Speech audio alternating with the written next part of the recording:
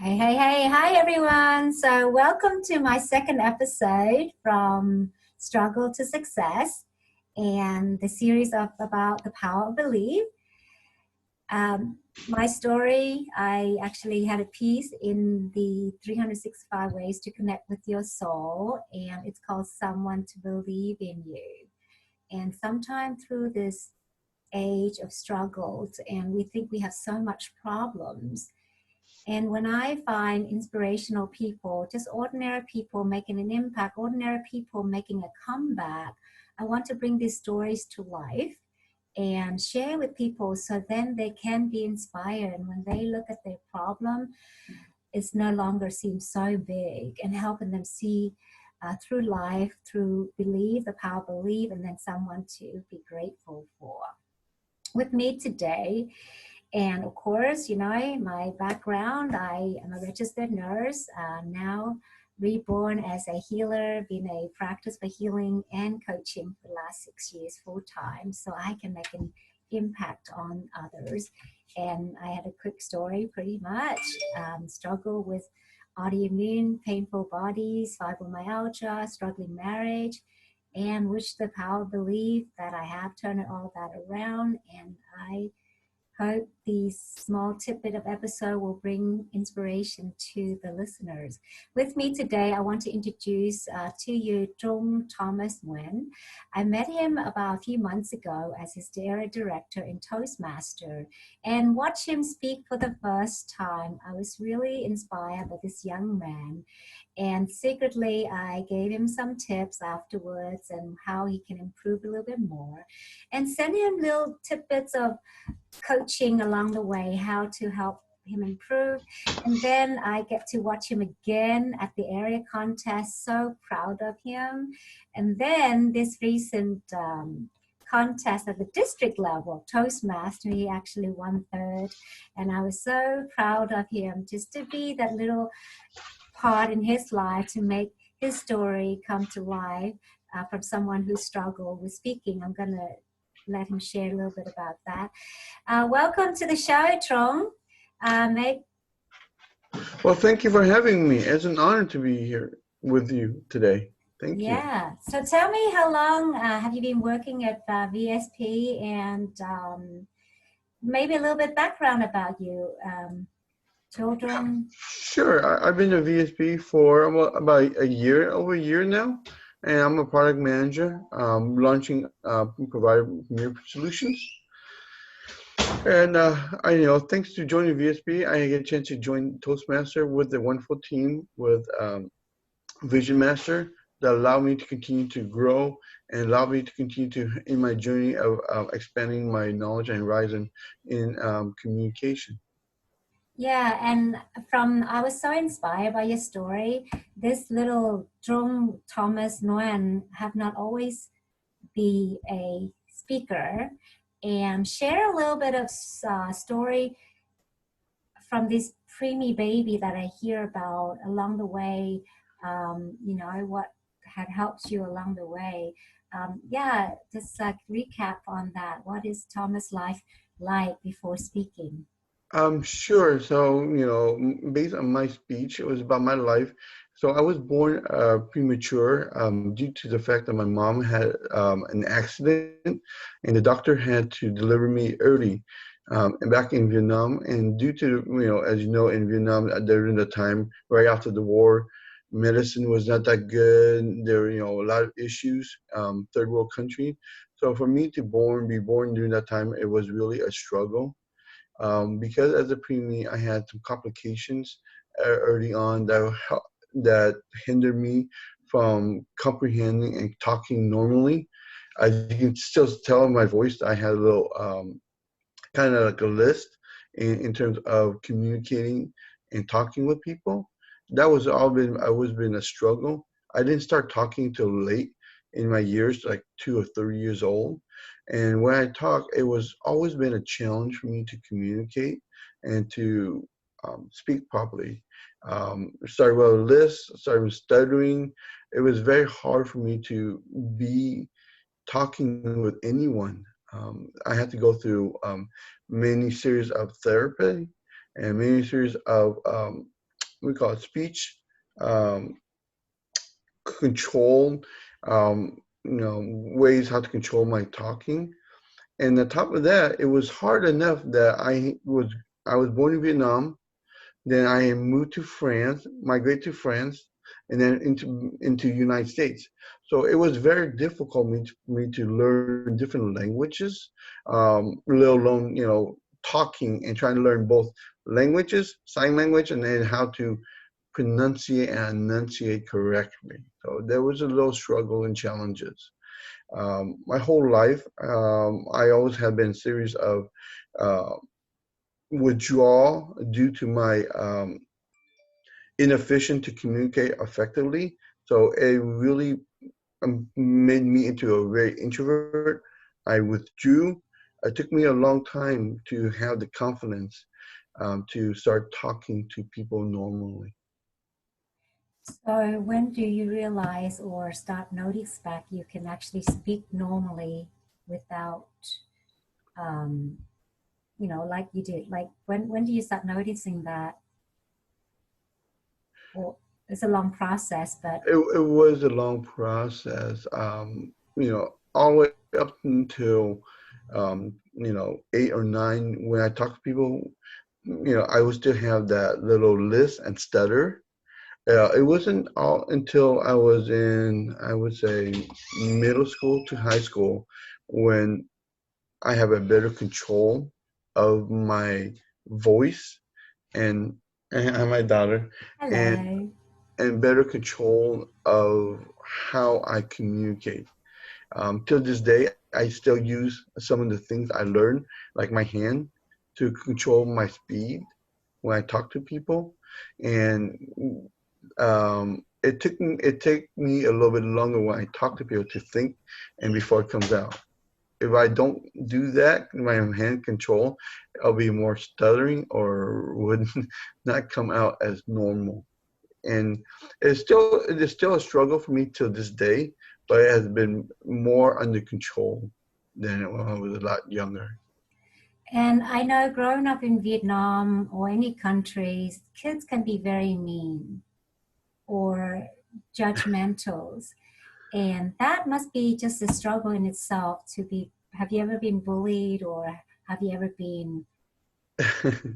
Yes, and kids are kids. Kids are pure and innocent, but they can be very blunt at times. Yes, because of all the name calling and all the kids teasing me, I withdrew and become more introvert. I grew up. I didn't have too much friends, um, with the exception of one or two close friends that can bypass my speech deficiency, and to really be a true friend. Most of the kids will either tease me or just kind of try to ignore me, or did not really give me a true be ability to be a friend. They just see me as someone who's we call it, lack of better term, dumb. Growing up, he's like, oh, this guy he's kind of dumb. He's a little slow, or they're trying to pick on me because I couldn't communicate correctly, and that hurt me, and that would cause me to go into become a more introvert and withdrawn myself. It took me a while to even come out of my shell. What would you tell to these kids that when they see other children or adults that are slow to respond, that appear to be slow, and I know you're super intelligent for someone to have to be educated to work at where you are, what would you tell some of these parents that have kids? Um, how would you tell them to when they approach people like you? How would they make it better for you? One, when you see people like that, one, you should look within yourself to truly appreciate what God has blessed you. That you don't have that deficiency, and that God bless you with all the wonderful tools, and you should appreciate that. And two, you should treat the other people with normal, but with respect, and to see the struggles and that understand the struggles and the challenges they face in their everyday life, trying to fight to become normal.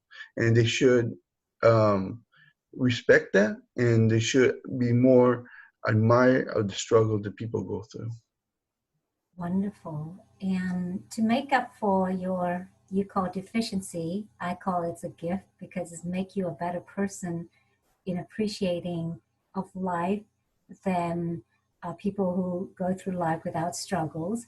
I can see that. What would you say your superpower minus, what's your superpowers I wouldn't say my superpower, but or gift? through the support of my parents allow me to have the mindset to never give up in life.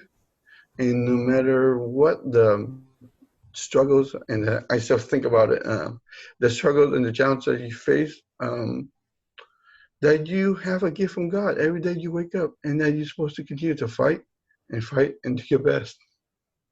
Yeah, and also, you know, you a married man, you have two gorgeous, beautiful kids that are so disciplined. We had a whole speech and they're doing their own little thing, and only kids can be disruptive in that, but there are, you and your wife have raised them well.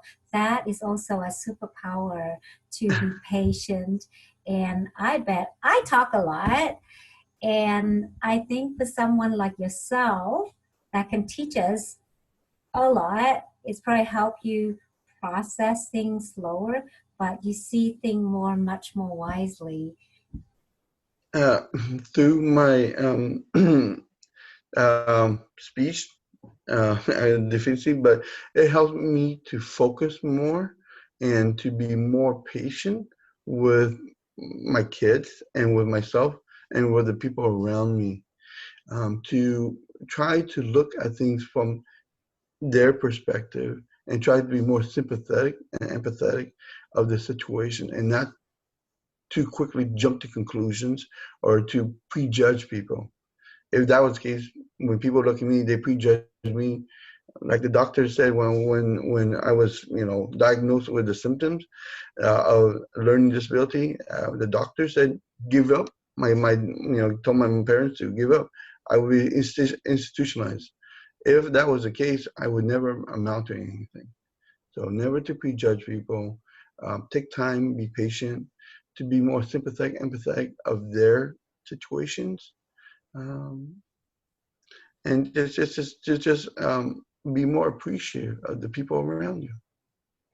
Yeah, life would be such a much more peaceful world if we all take time to pass the prejudge, getting to know, have patience. And I also, being a Buddhist practitioner, having compassion for those who are struggle. And when you slow down to really being in present, because you said focus is so important. Today's age, we are so rushed with everything. We're so rushed to judge. We're so rushed. We're so mad. We're so crazy. But if we just take a little time to see, bypass the, I guess you call deficiency, I call it's a gift. These people, that's why they call special needs. I know myself as a special need nurse, and taking care of a child who doesn't speak, who doesn't talk, who can hear, super intelligent. I communicate. He teach me so much about his term of communication. I learned to listen through his crying, his voice. I can tell him when I'm uncomfortable, I'm wet, please change me. I can tell when he's like, I'm super excited, thank you. I can tell like, oh, I want more of that. When we take time to really slow down, we can really learn and appreciate each other. And your gift from your mother, never to give up, focus, being patient, not to prejudge. And who knew, you know, highly educated man, despite of all the circumstances, your outer does not reflect the inner of who you truly are, which is a blessing. and a great teaching for us to be living in each moment, showing up, appreciate for the how many minutes in a day or how many seconds in a day that you 80, said 80, 86,400 seconds a day. 86,400 seconds in a day. If we can just take those moments, focusing on what Trung said, just appreciate everything that's around us, focusing on the possibility, what's possible, and how we can live today as if there's no other. And you have to, I love the fact that he said you have to spend it every single day, not to accumulate it and give it all. So if everyone can just give it all, then the world would be such a peaceful place. And Trung, maybe I know through this journey, through all this process, there's so many people involved in your life to help you with your speech, help you with your confidence, helping you to become the man you are today. What would you say to some of these wonderful people that came into your lives, and even the bullies that, you know, make you more appreciative because it make you a better person not to be like them? Well, What the first thing is I want to take a moment to thank all the wonderful special ed teachers and nurses that have impacted my life, that helped make me become a better person, help me to communicate and try to give me a normal life, to take the time and patience to teach me, to love me, and to support me. Um, again, go through that. To all the people who have teased me along the way, I think I kind of forgive them because through their bullying and tease me, it has helped me become a better person. It has helped me become a stronger person, to overcome these minor things in life. Because if I cannot overcome those minor things, how can I be successful in my life and be able to be standing here today with having such a wonderful family, having such a beautiful, loving, caring family of my own. beautiful parents, wonderful parents who never gave up on you, Hmm. wonderful parents. And knowing that when you become a parent, no matter what your child come to be, you love them more. And I have a special needs sister in my family, and she's slow, she does everything, but we tend to we give all more love because those are the people that we need to be concerning more. They don't are not totally able. And knowing that, message to you all, when you do see someone on the street that look different to you, that may not have the normacy to what your standard is, take a moment to approach them, smile to them, say hi to them. And I challenge you just to connect with them, because you never know what these special people can teach you. And I always appreciate the differences that each one have to bring to the table and life, what to offer.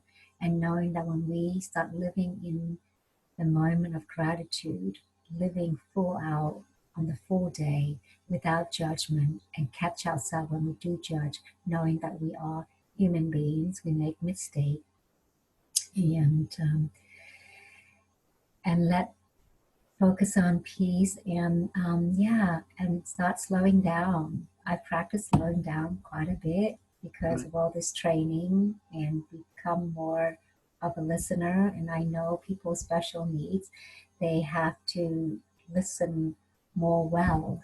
And it's cool. I rented a place to a woman who have taken care of a lady who lost a hearing aid because of COVID, couldn't get her hearing aid. And when I slowed down enough, I looked at her, I talked to her slowly.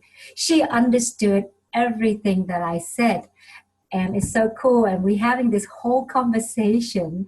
And the whole 2 months, she said to me, people don't slow it down enough. They always speak so fast. I cannot hear them. But I'm so appreciative. I'm having a conversation with you. So when we slow down, we can learn a lot. And thank you so much, Trung, to inspire us. And may your journey to be the next champion of speaking. Third place is pretty cool, and beat me for that for sure.